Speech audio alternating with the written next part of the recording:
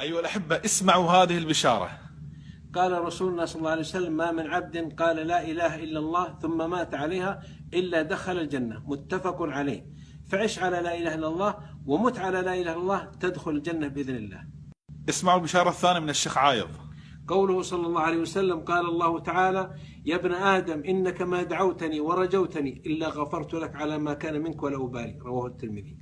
البشارة الثالثة من الشيخ عايض. قوله صلى الله عليه وسلم: قال الله تعالى: يا ابن آدم لو بلغت ذنوبك عنان السماء ثم استغفرتني غفرت لك ولا أبالي. رواه الترمذي. البشارة الرابعة من الشيخ عايض.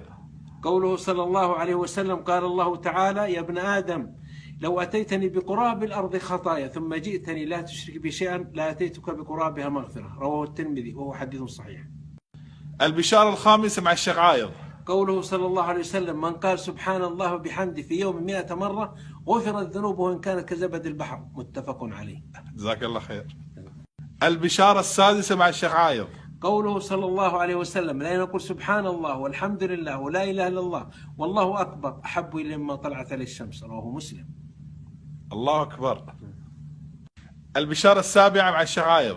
قوله صلى الله عليه وسلم: من أكثر من الاستغفار جعل الله له من كل هم فرجا ومن كل ضيق مخرجا ورزقه من حيث لا يحتسب. رواه أبو داود. جزاك الله تعالى خيرا. البشارة الثامنة من الشيخ عايض.